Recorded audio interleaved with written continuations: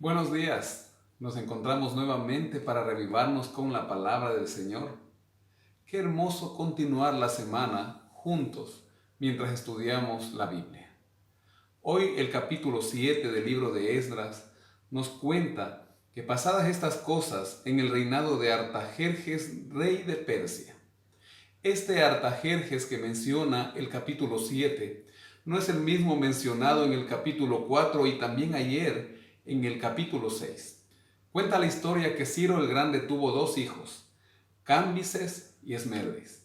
Cuando él murió, Cambises quedó como rey de Persia, pero Esmerdis quedó como gobernador de la zona oriental del imperio. Cuando Cambises fue a la guerra, porque los egipcios estaban levantándose en contra del imperio persa, dejó la orden de asesinar a su hermano Esmerdis. Y así fue. Esmerdis fue asesinado. Pero un mago llamado Gautama tomó aquel lugar y se hizo pasar por Esmerdis. Así lo conoce la historia como el falso Esmerdis, del cual hablan historiadores como Heródoto, Ctesias y Justino. El mismo Darío también lo cuenta en las crónicas encontradas en las excavaciones medo-persas. El libro Profetas y Reyes, con respecto a los hechos del capítulo 4 de Esdras, dice: la obra del templo progresó lentamente durante el reinado de Cambises y durante el reinado del falso Esmerdis, llamado Artajerjes, en estos capítulos. Los samaritanos indujeron al impostor sin escrúpulos a que promulgara un decreto para prohibir a los judíos que construyeran su templo y su ciudad. Este falso rey, el falso Esmerdis, reinó durante 7 meses.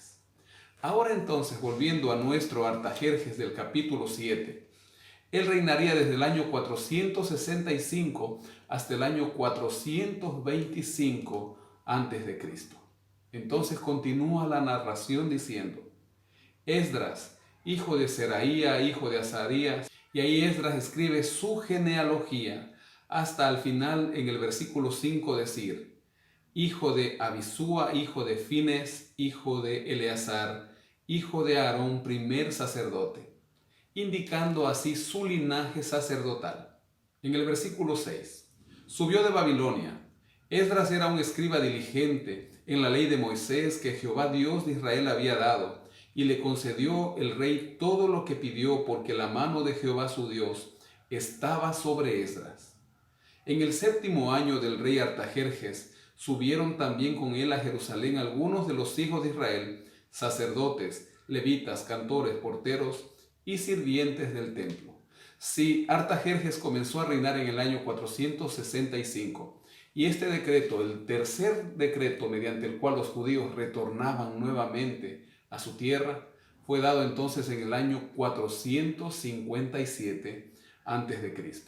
Y sigue diciendo el versículo 8: este llegó a Jerusalén en el 5.º mes del 7º año del rey. El primer día del primer mes había dispuesto su partida de Babilonia, y el primero del mes 5.º llegaba a Jerusalén. La buena mano de Dios estaba con él. Un camino de 4 meses desde la capital de Babilonia hasta Jerusalén. Ahora podemos nosotros entender por qué al leer el texto bíblico demoraba tanto en llegar una carta, demoraba tanto en llegar una respuesta. En nuestra época, en donde todo es rápido, en donde los medios de comunicación y donde los medios de transporte han acelerado tanto la vida del ser humano y son muy rápidos, a veces se hace difícil entender aquello. Dice el versículo 11: esta es la copia de la carta que dio el rey Artajerjes al sacerdote Esdras, escriba versado en los mandamientos de Jehová. Artajerjes, rey de reyes, a Esdras, sacerdote y escriba erudito en la ley de Dios del cielo, paz. He dado la siguiente orden: todo aquel que en mi reino pertenezca al pueblo de Israel, a sus sacerdotes y levitas, que quiera ir contigo a Jerusalén, que vaya, porque de parte del rey y de sus 7 consejeros eres enviado a visitar a Judea y a Jerusalén, conforme a la ley de tu Dios que está en tus manos, y a llevar la plata y el oro que el rey y sus consejeros voluntariamente ofrecen al Dios de Israel, cuya morada está en Jerusalén. Ya desde el último versículo que leímos ayer, del capítulo 6 hasta que se empieza a narrar el capítulo 7, habían pasado 60 años. Los reyes en aquella época tenían la costumbre de leer las crónicas, de leer la historia que habían escrito los reyes antes que ellos. Así que este rey, Artajerjes, pudo leer acerca de lo que pasó con Ciro, acerca de lo que pasó y el decreto que dio y emitió Darío. Ahora él le pide a Esdras y le da esa confianza y le dice: ve a Jerusalén a adorar a tu Dios, a llevarle ofrenda voluntaria.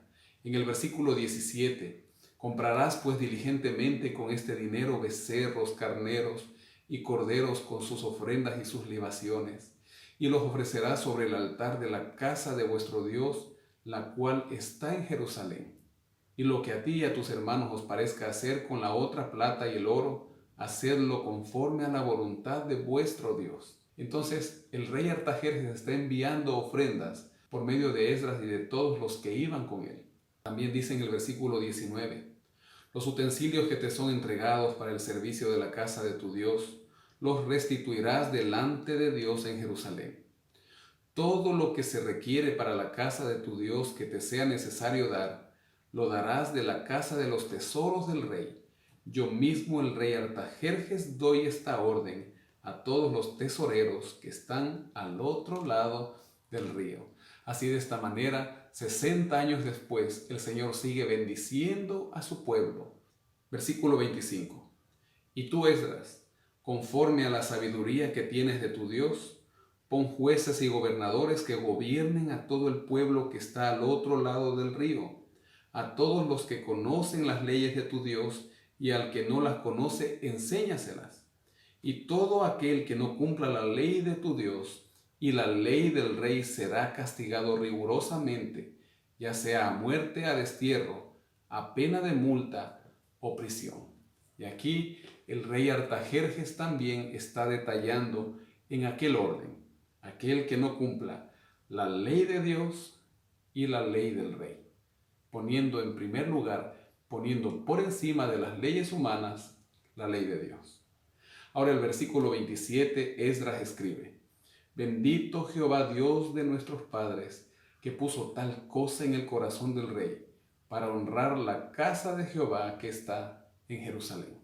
Qué maravilla saber que Dios puede obrar en la vida aún de los más poderosos. El Señor puede obrar en la vida de un jefe, en la vida de un director, de un profesor. El Señor puede obrar en la vida de un presidente de un país, porque el Señor es Dios de todos los seres humanos. ¿Estás orando por tus líderes? En esta mañana te invito a hacer una oración especial. Hoy vamos a orar por nuestros dirigentes, por nuestros líderes.